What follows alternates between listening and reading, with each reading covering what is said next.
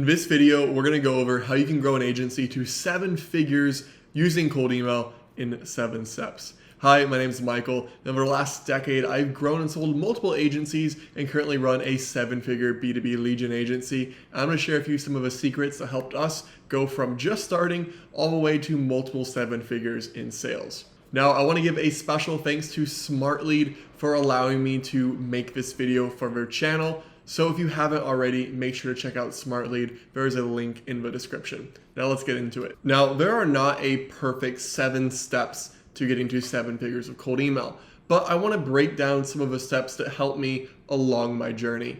And I think a lot of people look at cold email too much in a black and white view. And I want to go ahead and show kind of these small in-between steps you can do to really grow your agency using cold email in ways maybe you haven't considered. So be going beyond just the I send cold emails to get clients and getting into the actual strategy for what can you do as building blocks on your campaigns to get more social proof and just build a better, more attractive agency so you ultimately have more cold email success. So whether you're selling cold email as a service or just using cold email to sell anything, this will apply, and let's get into the steps. Now, the first thing here is when you're starting out, you must understand that there's not a strong logical reason that a prospect would work with you. It makes more sense that they would go and work with somebody who has more case studies, more social proof, more testimonials, and just more experience. So when you're first starting out, you really only have 3 options to get that first 1, 2, or 3 clients. You can either work for free doing a trial or doing some type of sample of work. You can grind it out and just do enough volume and hopefully you're good at sales and make it work. This does work for a lot of people. Or 3, you can leverage personal connection. Now, I've done number 3 whenever I start a new company.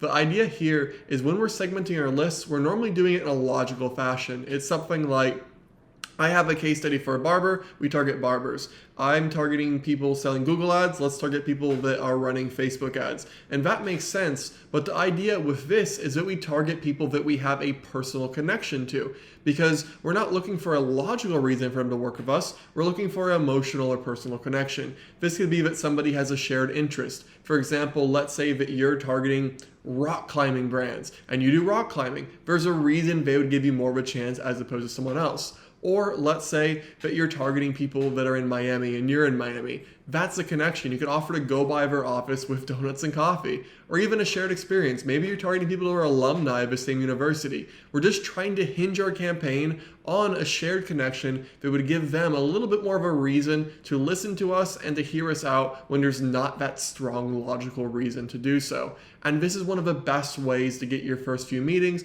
normally with people that are a bit more empathetic, and then turn those people into your first paying customers. So now once you've done that, you're gonna have some case studies.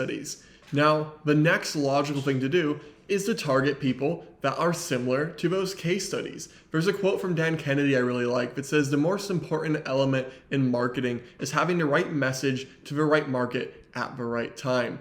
So let's go ahead and assume you have a case study where you helped a landscaping company build a new website.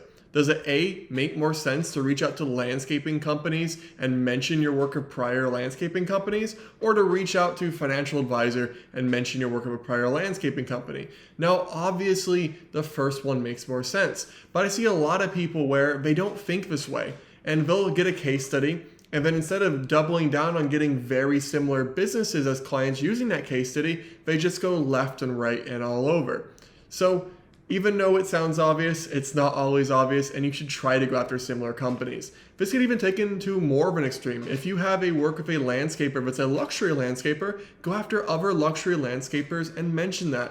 Or let's say that you have a work with a tanning salon, go after tanning salons. Or you have work with a specialty doctor, go after other doctors of the same specialty. We want to make this very specific. Now, let's say that you have a case study, but you don't want more clients that same type. You can still mention a case study, it's not as effective, but it's likely better off to go back to point 1 and look for a personal way to segment your list to then get your first case study and then to get more beyond that. Now, at some point, you'll have enough case studies between industries, but just your overwhelming social proof kind of bypasses this. But especially starting out, that high amount of relevance in your case studies is going to help with campaigns. Now, once you have multiple case studies in one core category, now it's going to start to get fun. Now we can go after larger companies and start charging more with enterprise clients. A lot of people don't think of this step, but once you have 4 or 5 case studies in one category, you can now approach bigger companies. And it's very likely your first few clients are probably smaller, maybe doing under $1 million in revenue each, and that's fine. But now we can start going after the 1 to 10 million range for companies with maybe even 100 employees. So let's say, for example, that you have 6 B2B SaaS companies you're doing email marketing for. Now let's build a list of B2B SaaS companies doing approximately 1 to 10 million. Since you have enough social proof, you're now in the market and someone they would actually consider. And it always makes sense to go after bigger companies, assuming you can charge more by working with them, which normally you can. They have bigger budgets, they see bigger results, they have better retention. And the math is simple. I mean, you've all probably seen this on a post, but 2 clients with a $5,000 retainer is $10,000, but 2 units of work because you have 2 clients. 5 clients with a $2,000 retainer is still $10,000, but you have 5 units of work. So one of the ways I've scaled to multiple 7 figures in sales is by dropping these small projects and putting my time and energy into larger clients, which you can do once you have multiple case studies in an industry and then you build your cold email campaigns around this. Now, it may be twice or 3 times as hard to get one of these bigger companies, but if you look at that effort compared to the effort of managing multiple more clients on an ongoing basis, it almost always makes sense to just get bigger clients. Now, the fourth one is a concept I actually don't see many people talk about, and doing this has helped us a ton. This is going to get clients specifically for getting logos. This is essentially where you run campaigns, normally more personalized to a smaller like Dream 100 or Dream 50 list, to get contacts of companies in massive companies to then create really big social proof. So the whole idea is we're not necessarily trying to get the biggest companies in the world just to get them, although that's great too, but we're trying to get that logo as somebody we've worked with to have it to then reach out to their competitors or similar companies. So let's say that you have 20 restaurants you're doing Google Ads for. So you approach the top 500 restaurants and reach out to 5 to 10 people per company over the course of 3 months. I don't recommend reaching out to everybody in the same week, the same company, spread it out. Now, if you do manage to get a big name, let's say McDonald's or Wendy's, you now not only have loads of social proof from your previous case studies, but you have Wendy's or McDonald's or Arby's as a client. And when you use that in your cold email, that is going to help your cold emails do so much better. I have seen 2 very similar companies. One that has 2 or 3 massive case studies of big names and one that doesn't but gets similar results. And the one of the big names almost always does better. It is such a hack and very few people talk about it. Another note on this is you don't necessarily need to do a full project. You just need to do enough work that you have permission and you can ethically use their logo. So even if you do a small one-off project for them, that still could be enough to get that logo and use it in your marketing. So at this point, you are ready to dominate your market. You have dozens of case studies that are all niche specific. You now have a couple massive logos. Now your next thing to do is to saturate your market. You want to build a monopoly. You can now run entire total addressable market campaigns and start taking on dozens of clients per quarter or even per month. Essentially, this is where you have an industry that you're dominant in, your case studies, maybe your social media following, everything is one industry. And now the idea is to run super high volume campaigns that completely cover that market every quarter or maybe even every month. At this point, you probably have sales reps or at least a setter, and you're able to charge premium prices. You're not getting petty objection, and you're attracting really quality companies because we're now completely selling on logic as opposed to when we just started. And if you're really ambitious, you can do this over and over and over again. Now, keep in mind, when companies get big, a lot of times they'll choose 2 or 3 industries and actually do this in parallel. And that's when campaigns get really fun.